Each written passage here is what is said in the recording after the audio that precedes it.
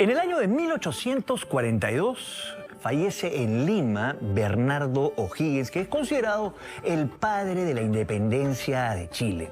Años más tarde, en 1860, un joven historiador chileno, Benjamín Vicuña Maquena, recibe un alijo de documentos del prócer chileno.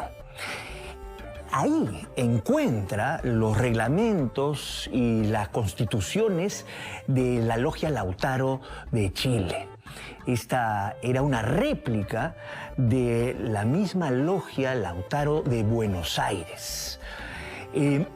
Ahí nos enteramos que los principales protagonistas de la independencia de las naciones sudamericanas pertenecieron a estas logias iniciáticas. Años más tarde se les ha relacionado a estas logias con la masonería y se han rodeado también de un halo de misterio. Hoy vamos a explorar cuánto han influido estas logias en nuestro propio proceso de independencia. Este es un viaje absolutamente fascinante. Prepárese, porque esto también sucedió en el Perú.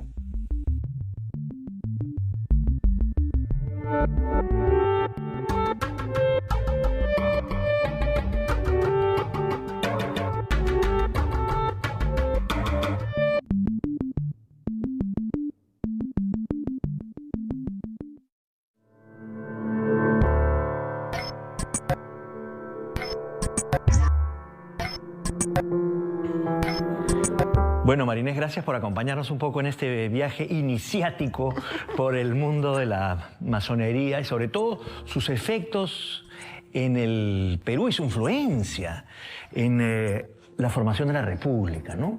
Me parece importante, además, estar en este espacio lleno de próceres, héroes, etcétera, a quienes algunos han nombrado como masones y cuyas acciones o pensamientos se dice que han estado influenciados por la masonería, ¿no? ¿Cómo cala dentro de este proceso de independencia de las naciones americanas esta unión casi simbiótica, de repente, que uno podría pensar que es más digamos, dinámica entre la masonería y esos procesos?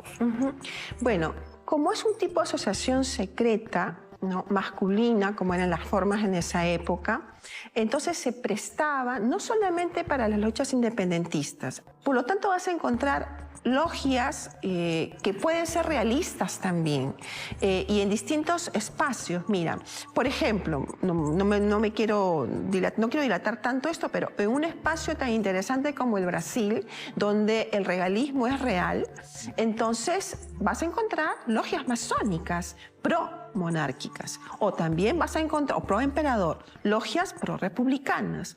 Cuba, igualmente, cuando en su proceso de independencia, vas a encontrar logias pro-españolas y logias pro-independentistas. Entonces, como son formas asociativas que se prestan para la conspiración, que después van a tener otro tenor. En su origen ya moderno propiamente, tienen una relación también con otro elemento, que es el elemento religioso, porque son espacios para la tolerancia de cultos y luego también que van a luchar para la libertad de cultos. No buscamos contar la historia completa de la masonería. Para eso harían falta varios episodios. Lo que proponemos es algo distinto. Buscamos explorar el debate sobre el papel de las sociedades iniciáticas en el proceso independentista. Y para entenderlo, debemos detenerlos en la más conocida de todas, la masonería.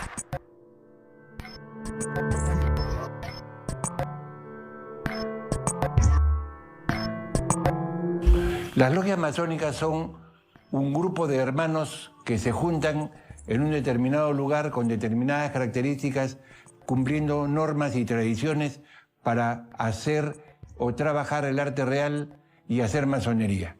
Para entender más el asunto tenemos que remontarnos a las logias de constructores que existían antes de 1717 en toda Europa, pero principalmente en las que existieron en Londres. En Londres, la Royal Society determinó apoderarse, penetrar 4 logias que luego forman la Gran Logia de Londres y Westminster. ¿Cuál es la característica? Que allí los que no eran masones, es decir, albañiles, se introducen en la logia y la llegan a gobernar. A partir de allí se va formando la masonería simbólica, la masonería que conocemos hoy, y van desarrollándose ya logias formadas todas por hermanos masones. Así, si hoy quisiera alguien formar una logia, tendría que cumplir nuestras normas, pedir permisos, hacer cotizaciones y demás.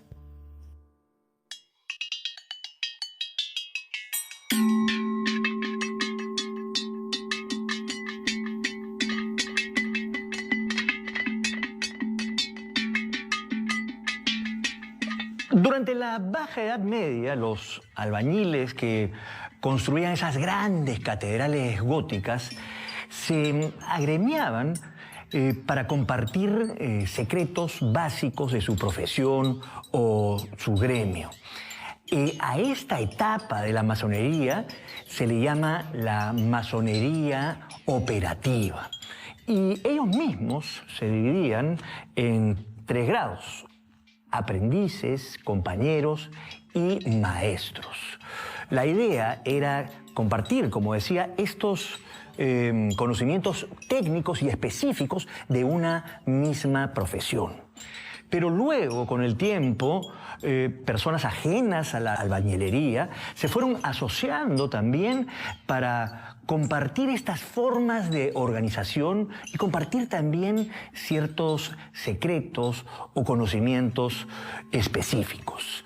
A esta etapa de la masonería se le llama masonería especulativa. Por ejemplo, la primera gran logia se forma en 1717 en Inglaterra. ¿Pero qué toman de la otra masonería? Los elementos característicos de los albañiles, como por ejemplo la escuadra, la regla, el compás, el cincel, algunos elementos arquitectónicos como por ejemplo las columnas, pero ya no adquieren un sentido estricto, sino más bien un sentido simbólico. Aquí estamos, por ejemplo, en un templo de rito escocés y todo lo que se nos viene aquí a la vista está lleno y cargado de simbolismo. Y es precisamente no para construir algo, sino más bien en el carácter simbólico, construir el carácter y el espíritu del hombre.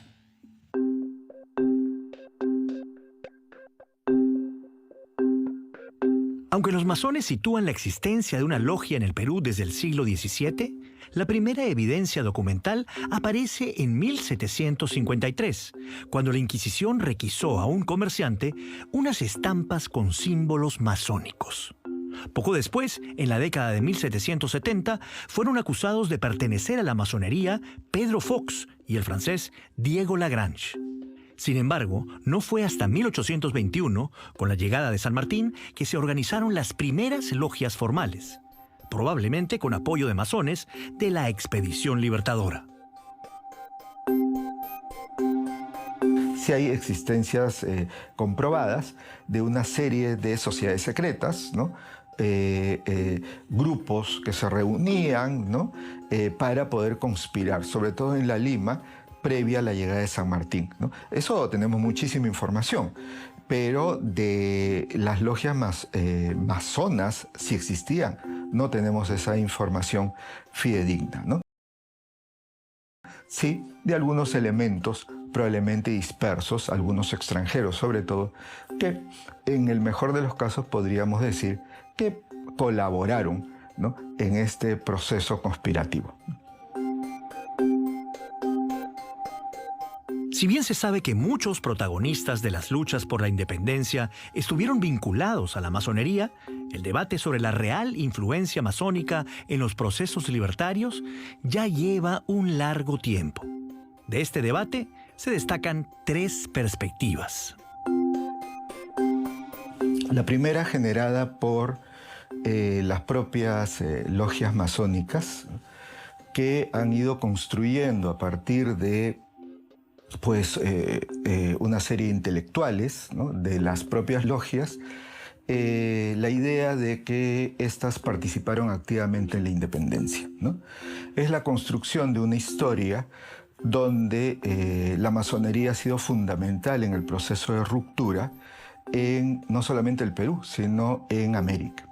Luego tenemos una segunda posición, que es la posición construida por diversos historiadores, algunos eclesiásticos, ¿no?, en el siglo XIX, fin del XIX, inicio del XX, que de alguna manera también contribuyeron a lo largo y ancho de América en la idea de la participación activa de la masonería como parte de diversos grupos que buscaban destruir el orden establecido. Finalmente tenemos, digamos, una historiografía ya contemporánea que ha buscado entender realmente el proceso independentista con la participación de diversos grupos sociales activos, ¿no?, donde pues las sociedades secretas, por supuesto, tienen su lugar, pero donde se relativiza la participación de la masonería. Esto es, una cosa es hablar de logias masónicas y otra cosa distinta es hablar de sociedades secretas, ¿no?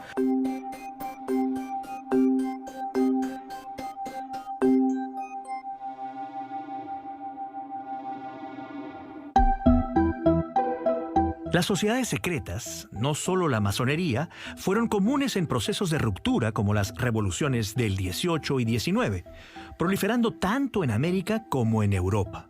Compartían el uso del simbolismo y el secretismo para desarrollar sus actividades, sin que ello significara que todas fueran estrictamente masónicas. La narrativa que atribuye un papel central a los masones en la independencia se popularizó posteriormente, ya en la etapa republicana. Es un discurso que se va construyendo en la segunda mitad del XIX y con fuerza ya en el siglo XX para ratificar su importancia en la construcción de la sociedad peruana, ¿no? En la construcción de la república, en la construcción del Estado, etc., ¿no? Y este discurso, claro, encuentra su asidero en el hecho de que después del proceso de independencia ya tenemos a logias masónicas bastante bien establecidas, ¿no? Y donde algunos personajes que participaron en el proceso de independencia pueden estar en esas logias, ¿no? Lo primero que habría que decir es que la ciencia histórica tiene que tener mucho cuidado cuando habla de masonería. Es fácil deslizar algunas hipótesis, deslizar algunas ideas, pero lo concreto nos remite a los historiadores, a los documentos. El análisis de los documentos masónicos ha sido objeto de debate desde la historiografía peruana del siglo XIX. Ya en obras pioneras como La historia del Perú independiente de Mariano Felipe Pasoldán de 1868, se advertía este interés.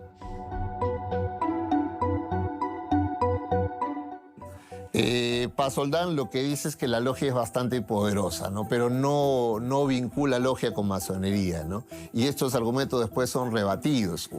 Primero, como digo, por Francisco Javier Mariatti y después por Leguía y Martínez en la década de los 20, donde le dicen, mira, la logia era un organismo que tomaba decisiones básicamente políticas. No hay una relación con la masonería y las decisiones que se toman, las toma San Martín teniendo en cuenta factores militares, teniendo en cuenta factores políticos, pero no porque hubiera un grupo que le haga tomar decisiones. Una de las acusaciones más recurrentes de los detractores de la masonería sostenía que ésta actuaba con la consigna unitaria de atacar a España. En ese marco se señalaba a varios libertadores como miembros activos de sus logias, obedeciendo supuestamente sus órdenes. Nos sorprende entonces que los principales señalados fueran José de San Martín y Simón Bolívar.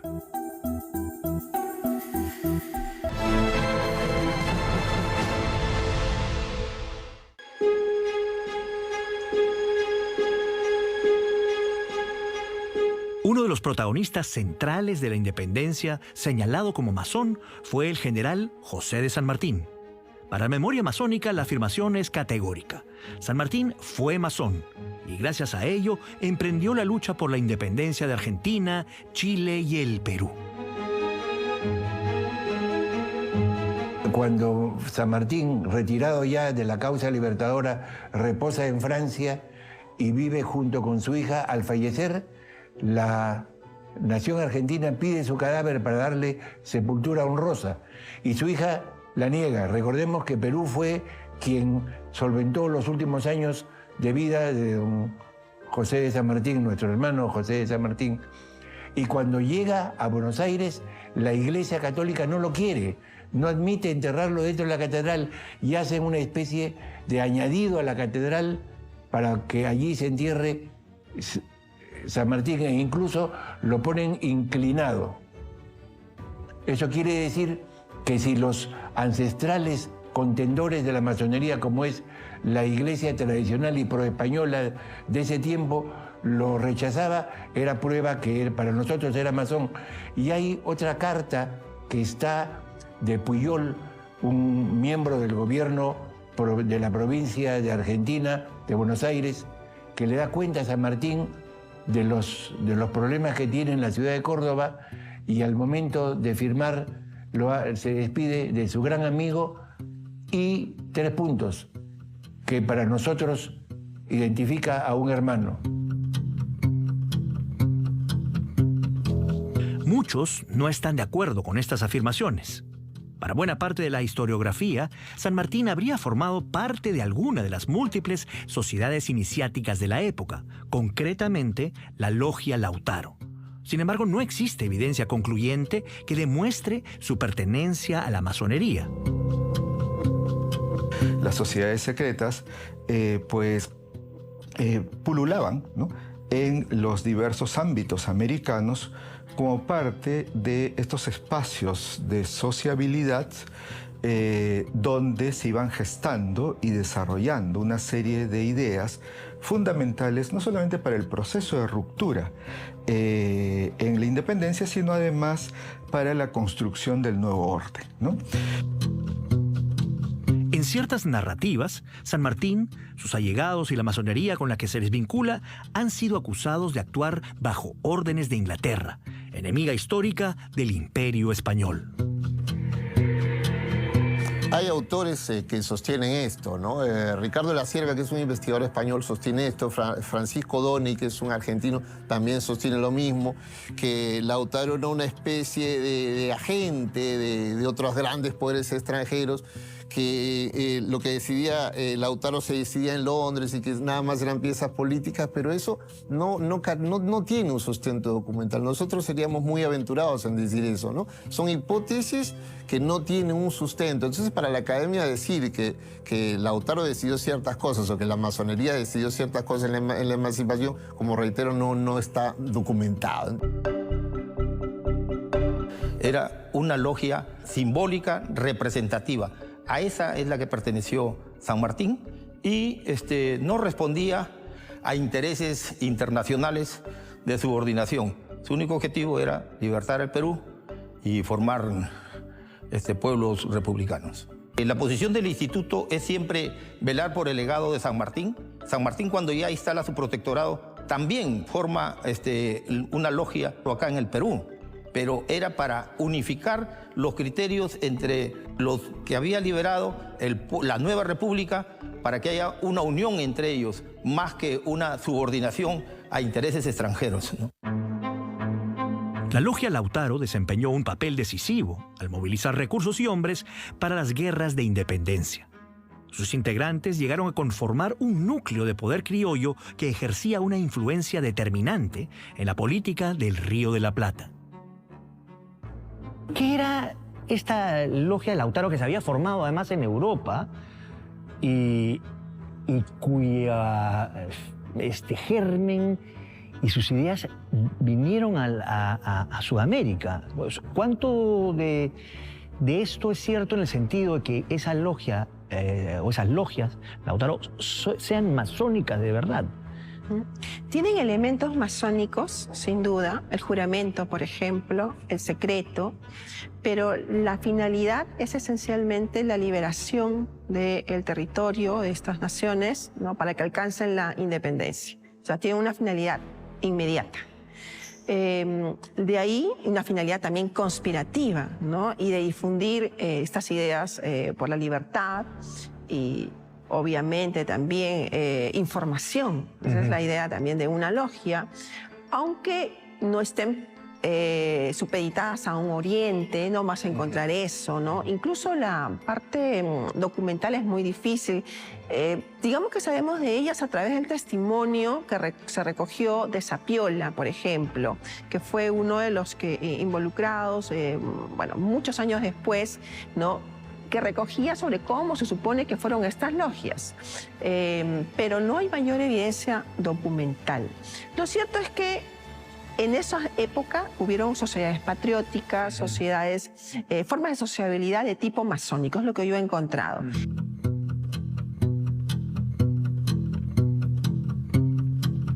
Muchos especialistas coinciden en que los orígenes de la Logia Lautaro se remontan a 1797, cuando Francisco Miranda fundó en Londres la Logia Gran Reunión Americana y más tarde, en 1807, la Logia de los Caballeros Racionales en Cádiz, de la cual derivó la Lautaro. Esta adoptó el nombre del líder mapuche del siglo XVI, que resistió a los españoles.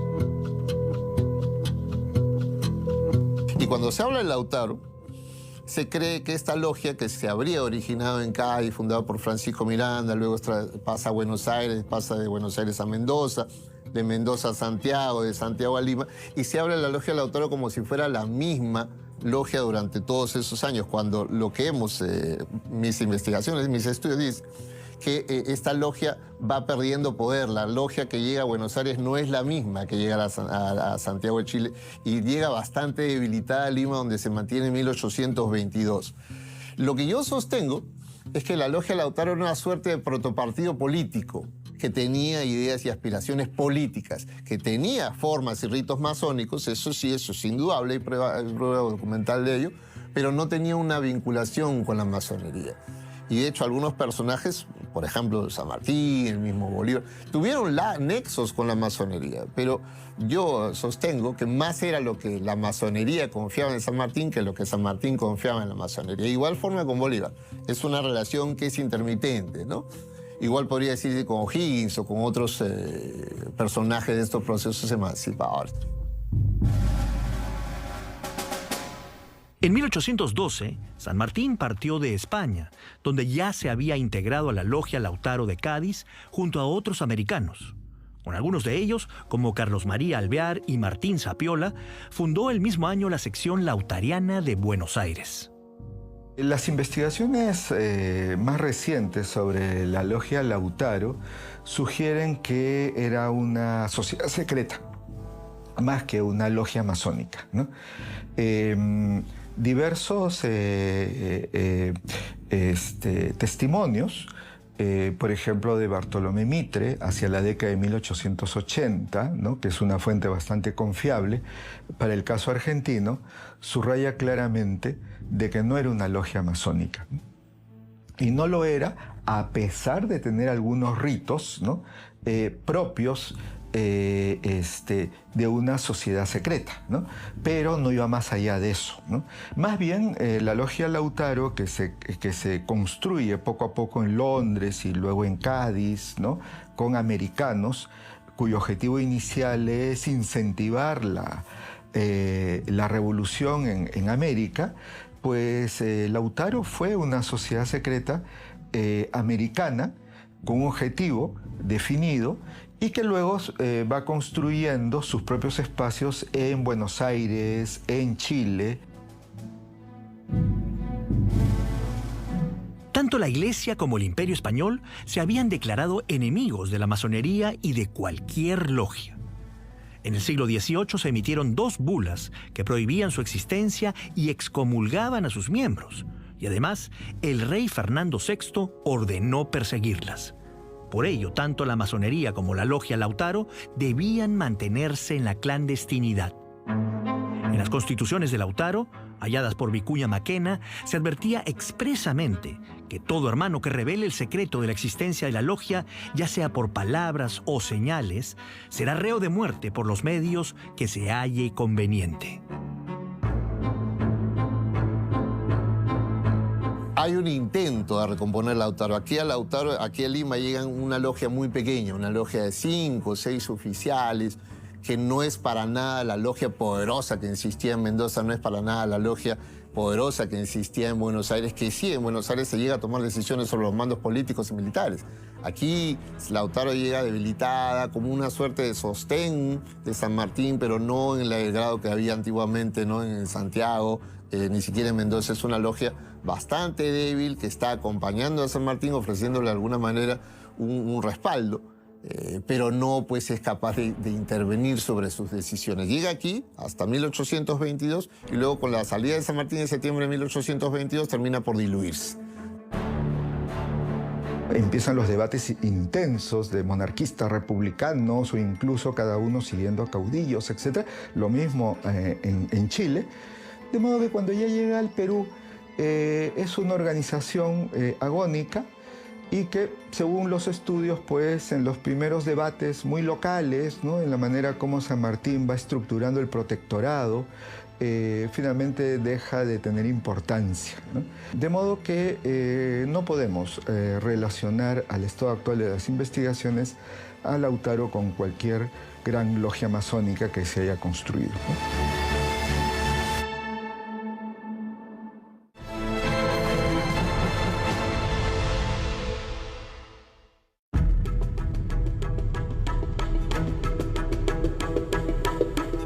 Una reunión de americanos en Cádiz, sabedores de los primeros movimientos acaecidos en Caracas, Buenos Aires, etc. Resolvimos regresar cada uno al país de nuestro nacimiento, a fin de presentarle nuestros servicios en la lucha.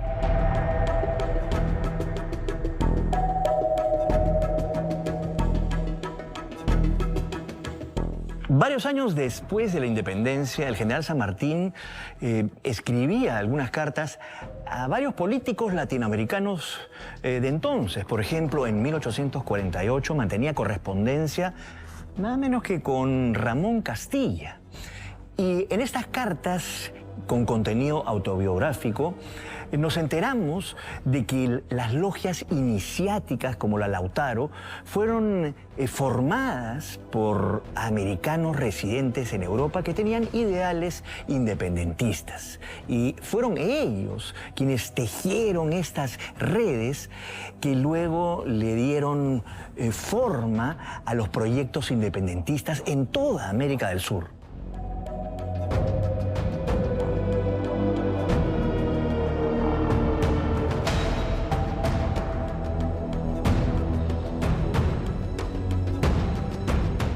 La Iglesia ha tenido una relación también con los procesos independentistas en las naciones, una relación a veces ambigua, ¿no? Algunos, como tú dices, muy desde el lado monárquico, otros sí jurando libertades, pero entonces también se convierte, al ser una sociedad deísta, por ejemplo, como lo has definido tú, la masonería, se convierte en cierto rival de la Iglesia.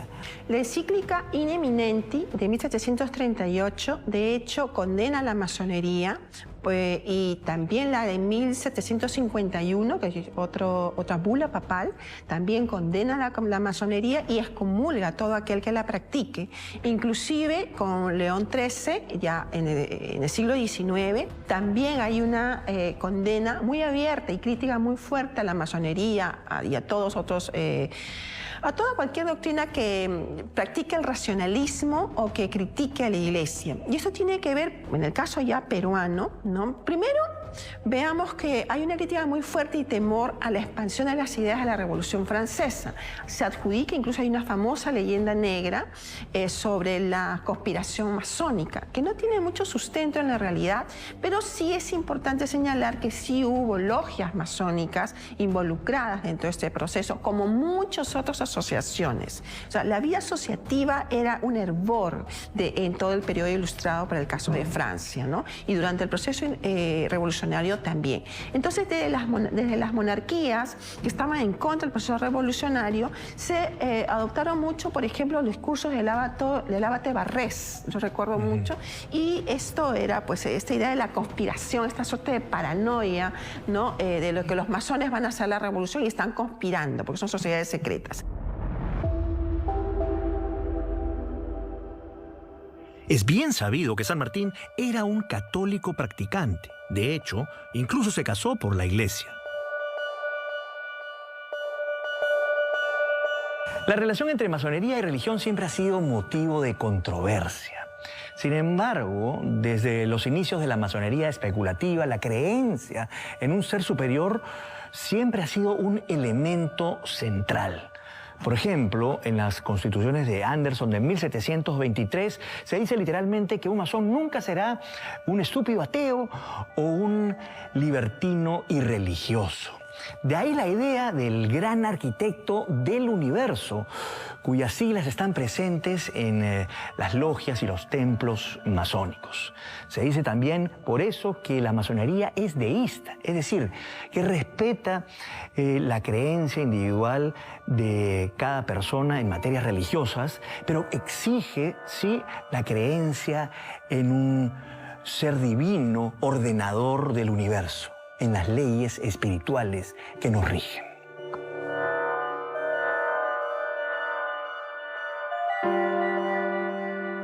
Algunas teorías de la conspiración acusan a la logia Lautaro de extrema crueldad contra sus enemigos realistas.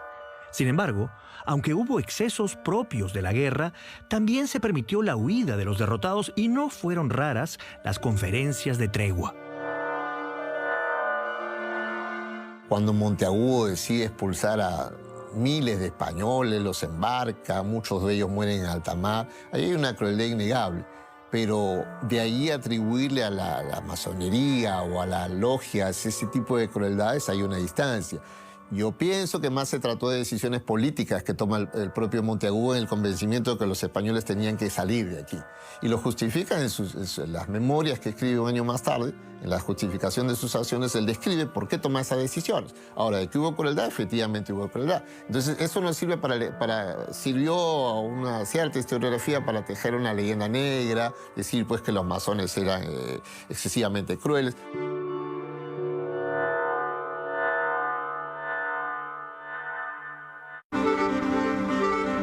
Así como existe una leyenda antimasónica que les atribuye crueldades, la logia mantiene su propia memoria histórica.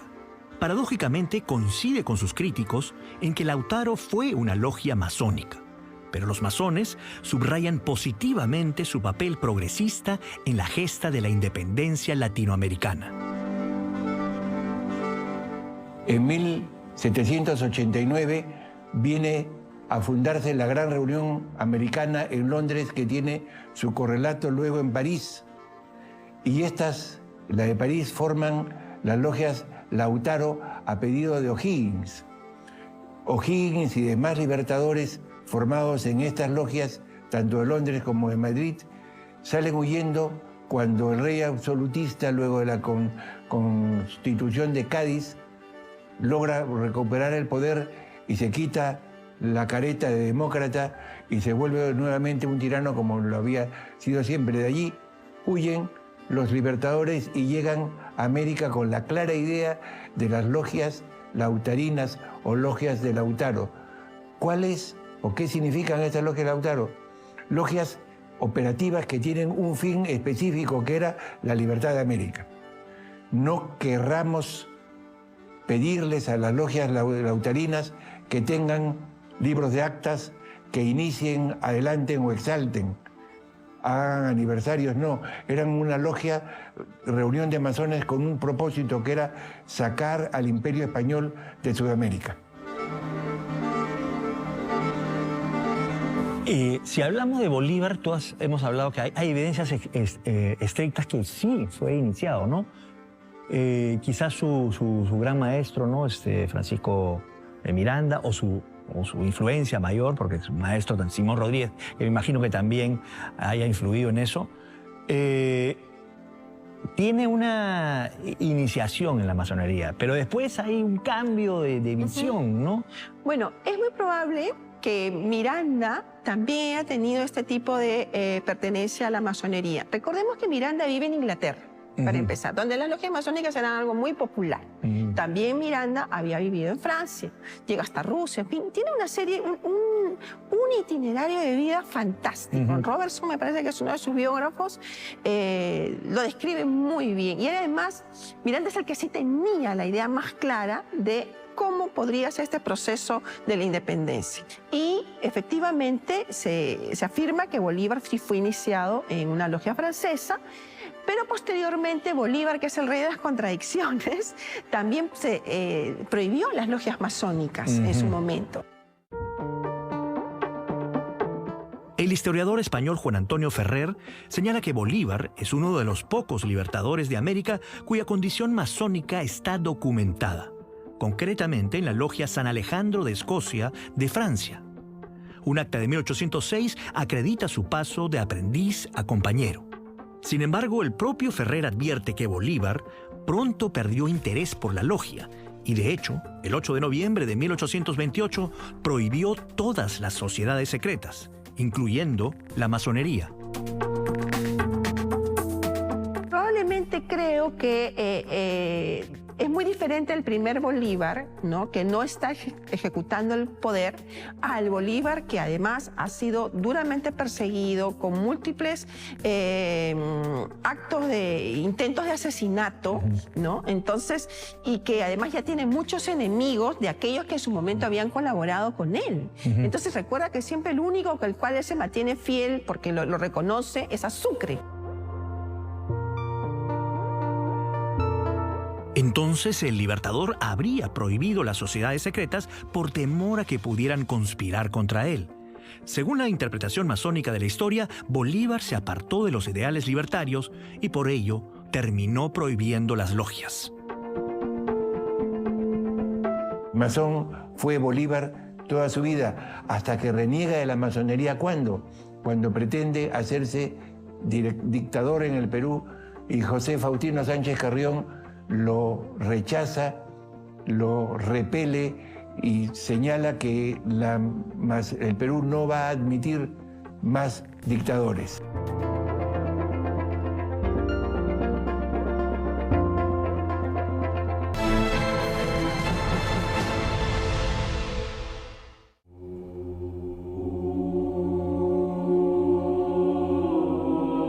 Las acusaciones de antipatriotismo, anticatolicismo u ocultismo forman parte de la llamada leyenda negra contra los masones, difundida en diversos discursos históricos.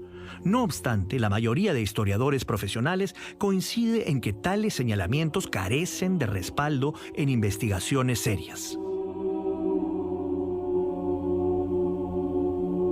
Las teorías conspirativas en torno a la masonería me parece que hay que ubicarlo dentro de la construcción de teorías que tratan de entender cómo se dio el proceso de modernidad en Occidente y en el Perú, y el rol que tuvieron pues ciertos grupos, ¿no?, definidos. Uno de ellos son los masones. Y entonces desde ese punto de vista, la masonería sirve muy bien para construir la identidad, ¿no? La identidad de aquellos que rechazan, ¿no?, ese mundo moderno y sus diversas características, pero también hay que decirlo, ¿no?, sirve para justificar también a los grupos modernos, como en este caso la masonería, ¿no? Entonces, ambos se retroalimentan, ¿no?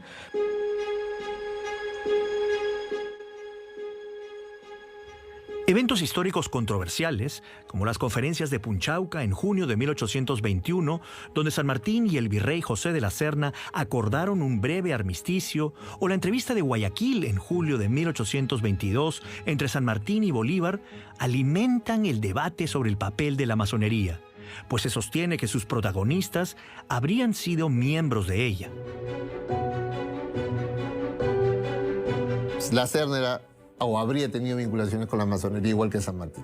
Entonces, hay sí cierta base que nos permite pensar que ambos tenían nexos con la masonería, pero de ahí a decir que la masonería decide Punchauca, desde ahí a decir que la conferencia de Guayaquil es una tenida masónica, como en un momento lo sostuvo el español Ricardo de la Cierva, hay mucha distancia. Entonces es aventurado decir eso. Más son factores políticos, más son factores militares que hay que tener en cuenta, ¿no? Lo militar no se tiene en cuenta mucho aquí, ¿no? En Punchauca lo que se buscaba básicamente de ambos lados era ganar tiempo. Entonces es mucho más fácil lanzarnos un discurso donde decimos que la masonería decidió, que la masonería tomó ciertos acuerdos. Es mucho más fácil lanzar ese discurso que ponerse a analizar los aspectos militares y los aspectos políticos que son los que predominan en ambos casos, ¿no? Desde la propia masonería se sostiene que el armisticio de Punchauca fue posible gracias a que San Martín y la Serna compartían la condición de hermanos francmasones. En cuanto a la entrevista de Guayaquil, lo tratado allí permanecería dentro de los llamados secretos masónicos. En Punchauca, el masón La Serna recibe apoyo de masones y el masón La Serna era liberal. Cumplía las órdenes del rey, pero en el fondo él era un hombre de avanzada, era un liberal que le da el golpe al virrey Pezuela en ese momento. Entonces, esa es la actividad de ese momento de la francmasonería. La francmasonería se distingue, entre otros temas, por guardar secreto absoluto de algunas cosas. El secretismo con que Bolívar y San Martín, dos hermanos masones, se reúnen y tratan, nunca ha sido roto, no se sabe lo que dijeron. La frase de esa es que en un mismo firmamento no pueden haber dos soles, es más inventada que real, porque el diálogo exacto y las razones por las que San Martín se retira solo pueden ser supuestas más que exactas. Y la suposición es que San Martín tenía menos apoyo económico, menos ejército, que Bolívar, que sí lo tenía.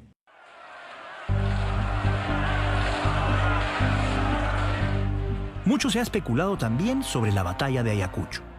La historiografía profesional descarta que su desenlace haya estado previamente pactado debido a la pertenencia de los oficiales de ambos bandos a la masonería, como sugieren ciertas teorías conspirativas. Incluso para los propios masones, formar parte de una logia no exime a un militar de combatir con valentía en defensa de su patria. En las guerras han habido siempre masones de ambos bandos y han peleado en la forma más leal a su patria. Y la forma leal en que la Serna y los demás hermanos masones que estaban en las filas realistas es encomiable. Lo propio hicieron los patriotas en el lado de San Martín, en Bolívar y Sucre en su momento también.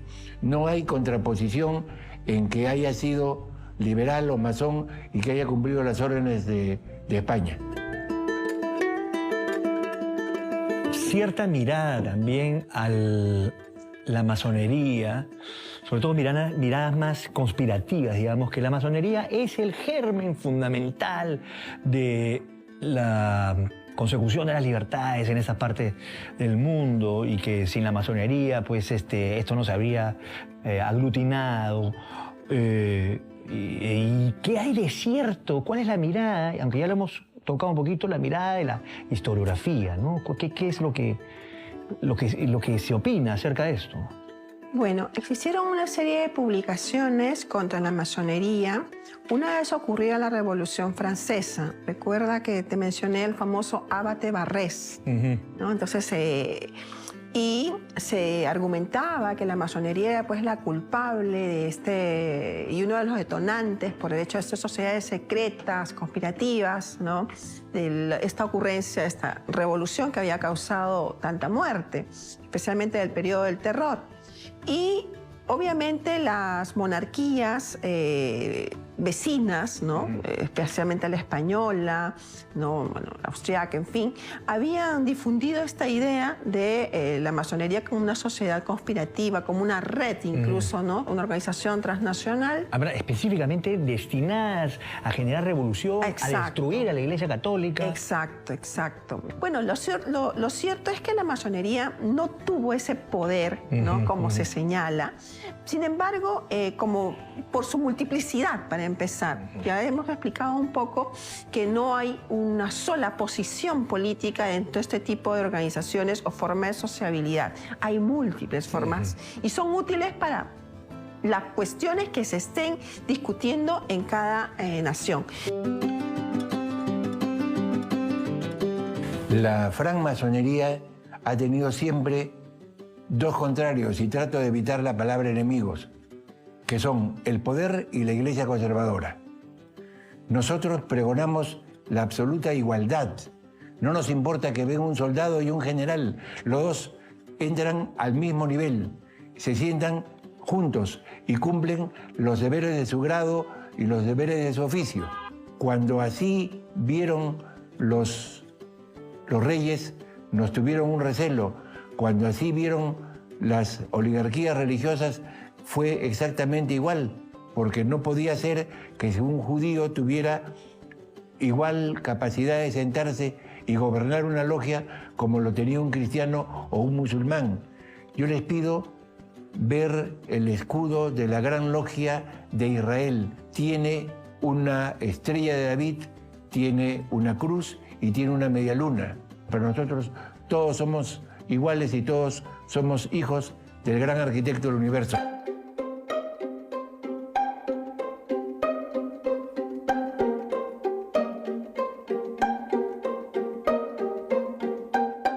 Aún quedan muchos debates históricos por explorar y hoy nos hemos detenido en uno de los más comentados: la participación de las logias y la masonería en los procesos de independencia.